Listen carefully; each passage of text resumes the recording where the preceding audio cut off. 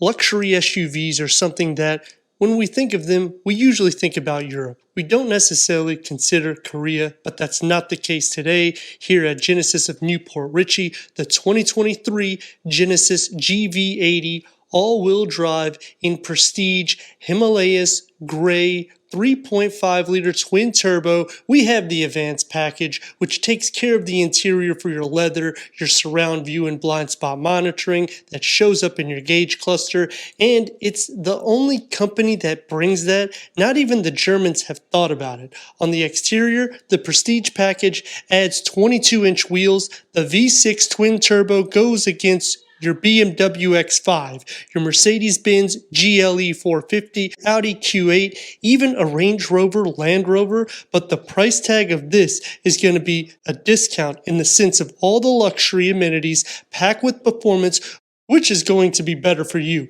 I'm Anthony from Hawkeye Rides, and I'm going to go over all the specs and details starting now.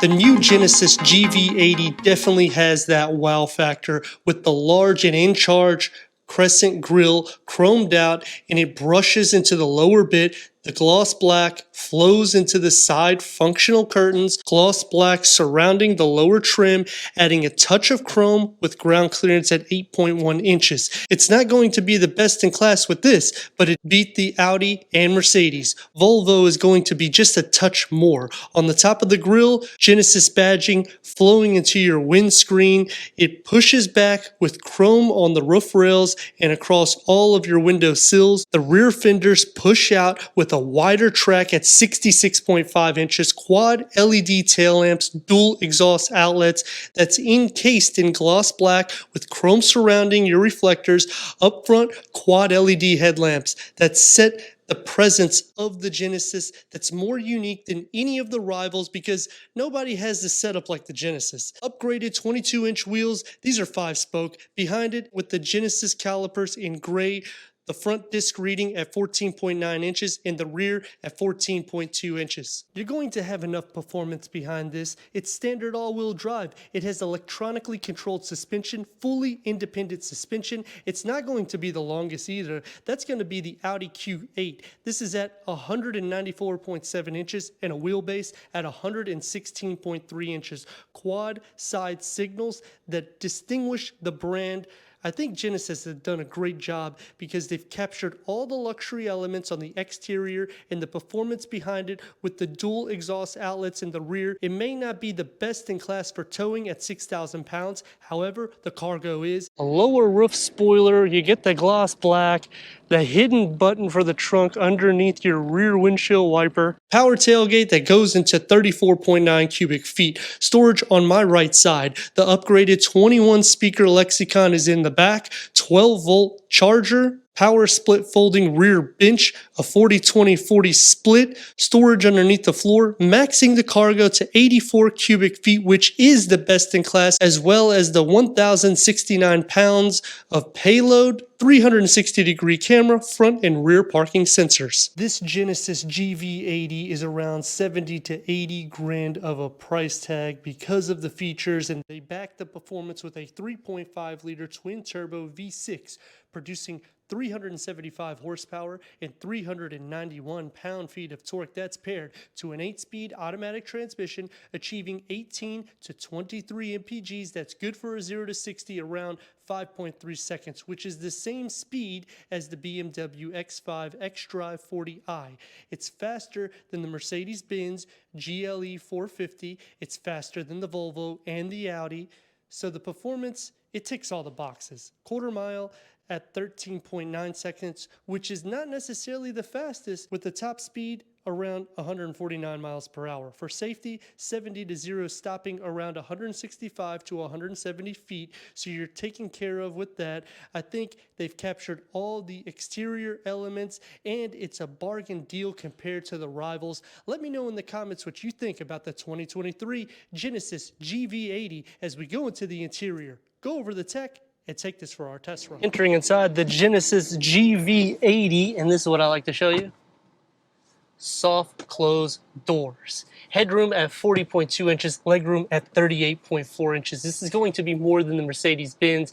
Obsidian black leather, 16-way power adjustments. You got the ergo motion, you got the massage, ventilated, heated. I like the quilted inlays and the perforated. They did a great job just sculpting it and how the door panels just flow into the dashboard. Everything is seamless. You got the stitch work. The only thing I would say is they forgot to put stitching right here where it goes into the door panel. But everywhere else, there's no places they did not pay attention to detail. And the way they tailor this vehicle, it flows from the rear seats all the way to the front into the dashboard, 14.5-inch touchscreen with navigation. We got the pinch. We got the swipe. Click here and you have two screens just like you do on all of the Korean models. You can go through an array of information here, plus when you click onto the home, you can see all the apps we have. Apple CarPlay, Android Auto, Sirius XM HD radio, AM, FM, streaming Bluetooth audio. We also have passenger talk, which is cool because you can talk to your passengers at a low tone instead of yelling at them.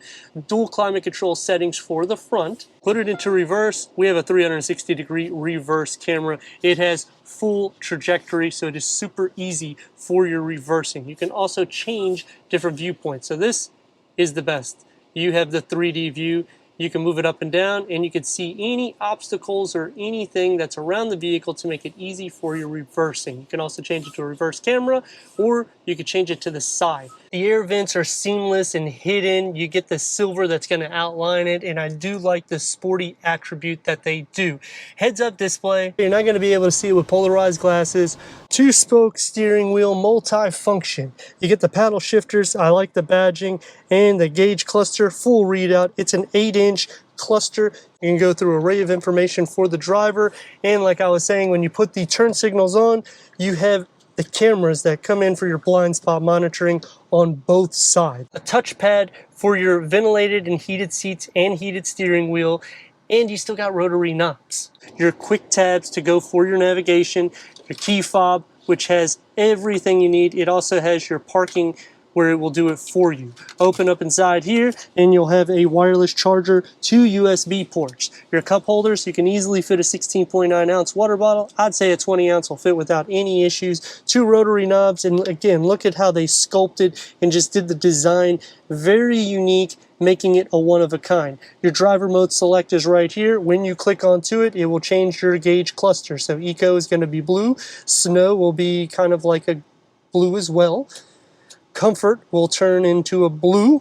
Sport will turn your RPMs to red, and your custom for your elbows is going to be more sporty. Open up inside, it's deep. You got a little storage tier that goes on the top, and that contrast stitching, edgeless rear view mirror, suede roof line, dual panel moon roofs. For the door panel, you're going to get the soft materials, the wood inlays, memory for the driver, your Lexicon stereo system, one touch up and down, dual pane for the front windows, soft where you rest your elbows. You get the contrast stitching. I like the pattern. And storage in the pocket, I'd say you could fit about 2 to 3 16.9 ounce. Just the amount of luxury that they are capturing, it really goes above and beyond. So yeah, there was a price increase, but there's a reason why. Let's see how I look in the back. For the back seats, I'm at 41.6 inches of headroom, 38.7 inches of legroom. You're pretty much about the same as the rivals, except this goes a little bit above and beyond. 6-way power adjustment seats. You can recline these and look how far back you go. You can also adjust these forward, and you can move the butt. So you can really tailor the seat any which way you like for comfort, and for a long journey. I do like that because we have storage capacity that can be maxed out. Plus, I could still fit comfortably. Cup holders, a 16.9 ounce fits without any issues. Open up inside here and you got another storage compartment, 3rd climate control setting, heated, ventilated rear seats. 2 USB ports and 150 volt. You can also move the passenger seat forward, which you'll see in just a second. Door panel, it gets the power sunshades. And for the price point, I appreciate that. Soft materials, contrast stitching, the wood comes in with the Lexicon. One touch up and down for your windows. It's gonna be a little bit more soft, maybe sporty for the drive.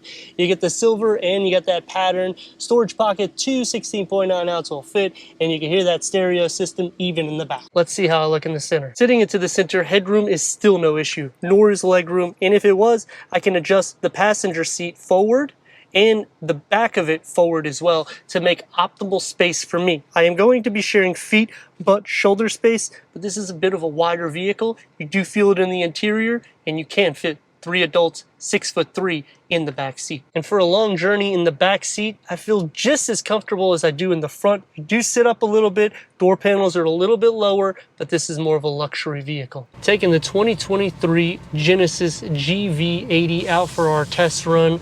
3.5 liter twin turbo V6 with 375 horsepower.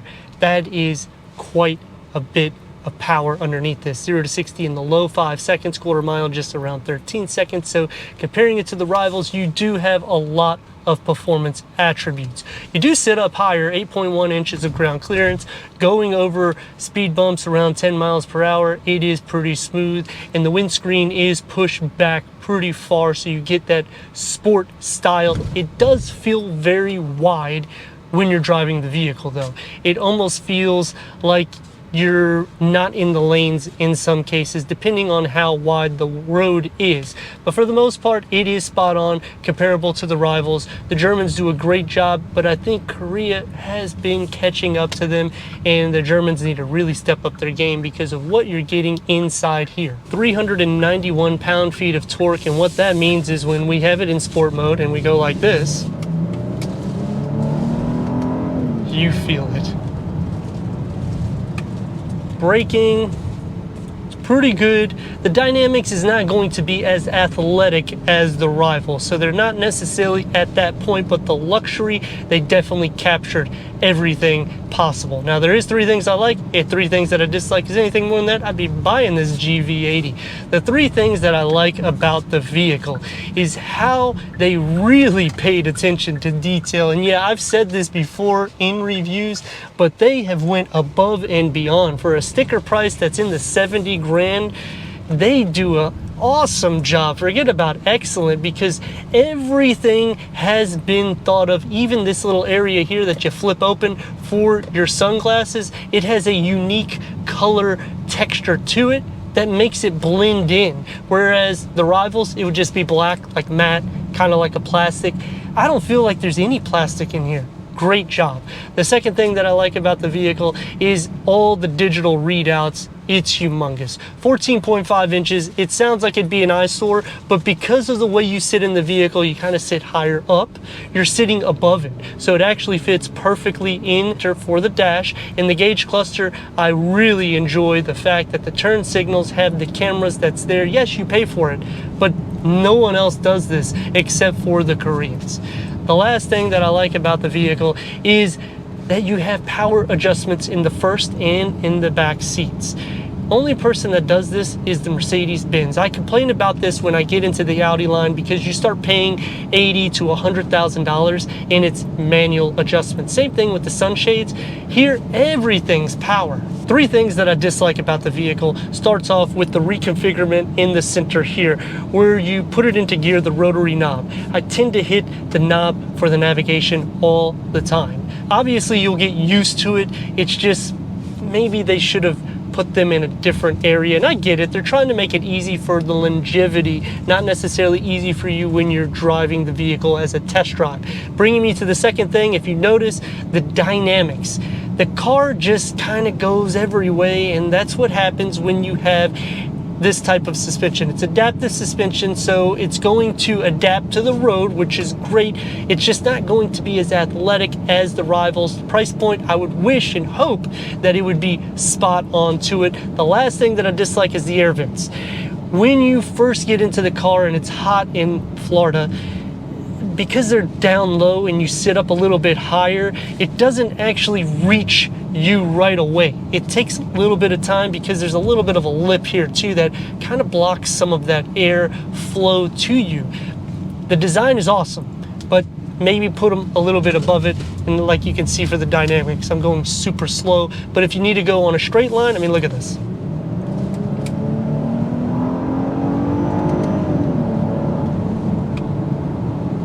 She screams, not too much road noise, the brakes.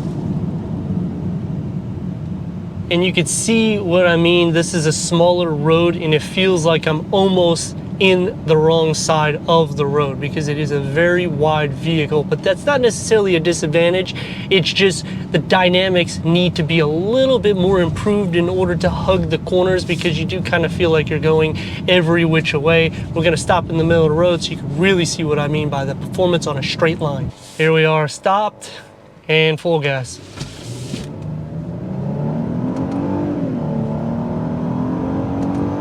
The road noise does filter in, and I believe more of it really is from the upgraded wheels. If you go to the standard size, probably will be a little bit more quiet, a little bit more forgiving when you're going over any impurities in the road.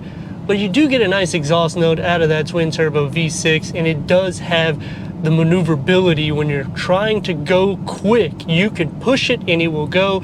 As for the lag, I would say it's around the 2 RPM. So anything above that, you're right there instant. So comparing it to the BMW, the xDrive 40i, I personally would go into the M50i, but that's a substantial amount of an increase in price point, and you really can't compare the two because it's like apples and oranges. But if you were to get the xDrive 40i, you're gonna have the same performance. Comparing it against the Mercedes GLE 450, that one, performance number wise, it's gonna be slower and you're gonna feel it. It's gonna feel a little bit heavy. This one at the beginning, if you have it in comfort, it will feel heavy. It feels very light when you have it in sport. I mean, look. Seamless. Visibility on the sides. I mean, you actually can see all the way back if you want to turn. Me personally, I would use the blind spot monitoring, which you have. Plus, when you turn those signals on, you can see it in the gauge cluster. As for the front, it's a longer front. So it's gonna stress luxury and then performance is going to back it. You will hear it. They do have 2 engine options. If you option the first, the 2.5 liter, you might find that that one is perfect for you. But if you drive this one first, then that one's gonna feel like it's a little bit underpowered. Compare this to even a Range Rover Land Rover, and that is nearly double the price tag of this. Is insane. So you can just imagine how much quality, luxury, performance all blended in that you're getting. They really have captured every amenity that you would want, and it's under an $80,000 price tag. It's even under a 6-figure price tag, which most vehicles, once you start getting this blend, it's going to escalate a lot more. Especially if you go into the Audi line, most people are going to want to go into an SQ8 or an SQ7. Those start at right at $100,000 now. If you're comparing it to the Mercedes-Benz GLE 450, the MSRP starts in the mid-60s. So this is 77 fully loaded. You go into the next tier, you're at over $80,000. BMW, the same thing. That's why this is such a gem. Yes, they've increased the price for 2023, but for what you're getting, it is just superior. The technology is first class. It's not something that you have to pay for updates. You get over-the-air updates too, and you don't have to pay for your applications because you actually have button structures. So if you are comparing it to the rivals, that's something that they're looking to entertain, where they charge you a monthly fee. In Genesis, you have it, you bought it, and you keep it. Turn radius at more or less a stop point is what we're going to try to achieve, is about 2, maybe 3 lanes. Give her some go.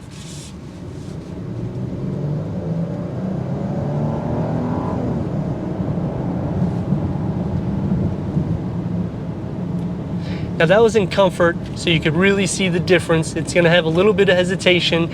21 speakers is what we have. This Lexicon stereo system, over 1,000 watts is what's in here. In the way I sit, I'm gonna sit up a little bit higher than the rival. The door panels are a little bit lower here as well, so it doesn't have as much of an athletic style in the interior, but on the exterior, they capture both the sport and the luxury. I like to thank Genesis of Newport Richey for giving us this 2023 Genesis GV80 for our car review. If you're already a subscriber, thank you for being part of the Hawkeye community. If not, click the next video, the subscribe button, check out the details, merchandise, website, and everything we do here at Hawkeye Rides.